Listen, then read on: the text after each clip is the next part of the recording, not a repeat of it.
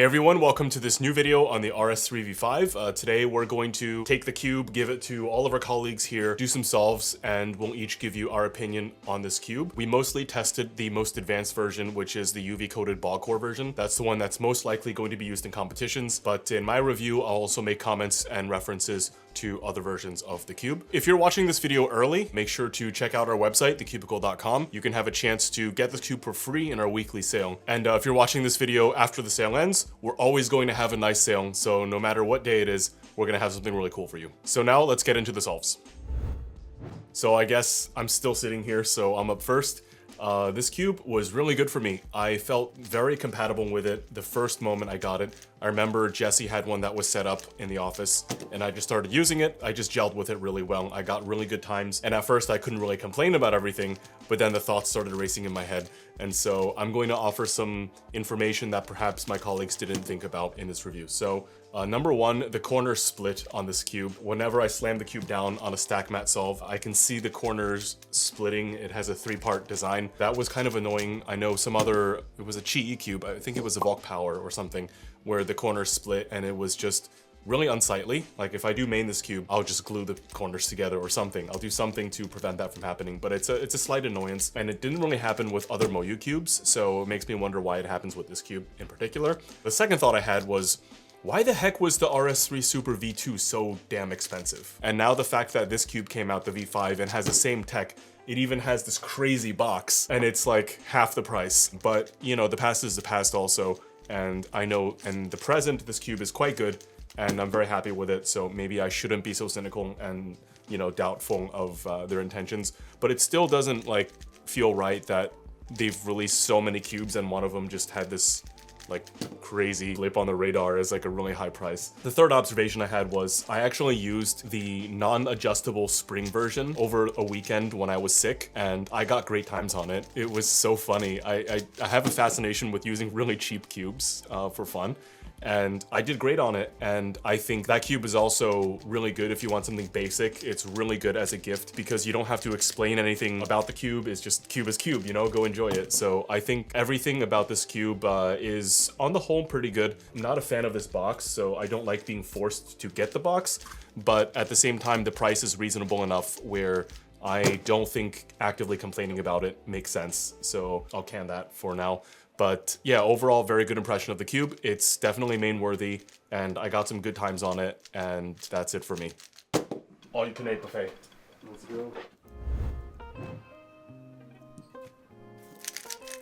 The RS3 M V5 is an overall solid cube. It is light, fast but not too much, and very smooth. I would describe the feeling as a blockier, more controllable Weilong V9 with much lighter magnets. It comes at a very competitive price while having everything you can ask for in a speed cube and being easy to customize. I used the UV maglev ball core version when solving.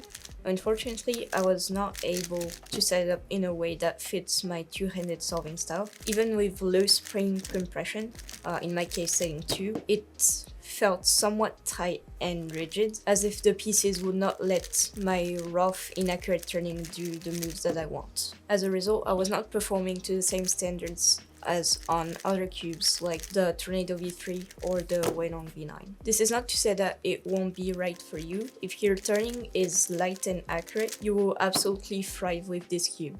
It is also probably the best cube in its price range. I also want to mention that its stability and lightweight make it a very solid option for OH. I got my normal OH times on it, which usually never happens on any other cube but my main, the Weilong WRM 2019. Each turn is very effortless, which makes it suitable for longer practice sessions. I don't know yet whether it will become my main, but it will surely appeal to a lot of OH solvers.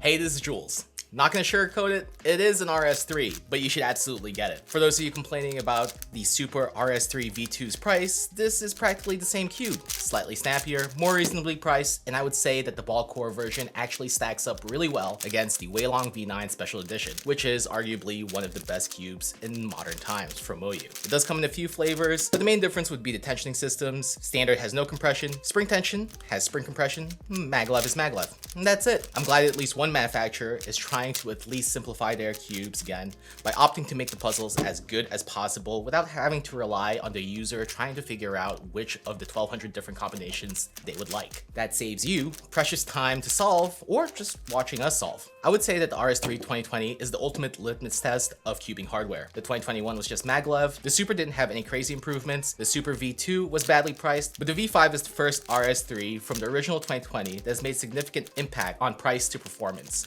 in my opinion. It is an absolutely fantastic release from MoYu, and it gets the coveted "You made an RS3 award." Hey everyone, Damian here. So the RS3 V5 is like a breath of fresh air to me, honestly, because I really enjoyed the RS3 V2, the Super V2.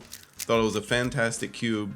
Price was just an issue, right? I still used it, but it was really hard to recommend. But with the RS3 V5, it's like a snappier, quicker version of the RS3 Super V2, and I really like it.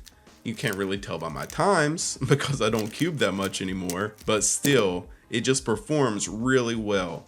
There is a slight catching issue and the corner cutting isn't the best, but honestly the $9 version is good enough to compete with, I believe, at a top tier level. And you may see some top cubers using this in the near future, especially if they're sponsored by MoYu. So yeah, this is just a great cube, highly recommend.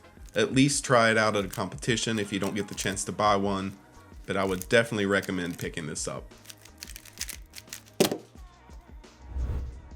Hey, it's Jesse. My thoughts on this cube haven't changed a lot since the unboxing, so I'll keep this brief. The RS3 V5 is the best premium budget cube, and basically what I mean by that is just a cube that has a magnetic core and UV coating, but at a more affordable price. And this cube is it. This is the cheapest cube out there with those features, and on top of that, the cube itself is really good. It's really fast, it's really stable, it's got really nice turning, a very kind of buttery, smooth, soft feeling. No major problems like popping or corner twisting. It has a moderately strong magnet feel. It's not too light or too strong. It's a very nice balance. Like, this cube seems to really check off all the boxes, right? But there is one pretty major issue, I think, and that is pretty much just the corner cutting. This is a very rigid cube. There's not that much wiggle room in here for turning inaccuracies. Now, I've been solving with it a lot and I haven't had a ton of trouble adapting to the cube. It's actually probably good for me since I tend to turn very roughly and inaccurately when I start going faster. So this cube kind of prevents me from doing that, which is a good thing. But it is something to keep in mind if you have more rough turning. It can be fixed a bit with setup, like I showed in the unboxing video. If you loosen it, maybe compress it a little bit and add some thicker lube to kind of help slow it down, you won't notice it as much, but it's not something that's ever really going to fully go away. But other than that, I really struggle to think of a bad thing about this cube. It's really solid in pretty much every category. So yeah, for $25, it really doesn't get that much better than this. My times have been very similar to what I get on my main Weilong V9, so I could very easily see myself using this as like a backup warm-up cube or even just a main. Like, I really like this cube. So yeah, great cube. Go buy it if you want to.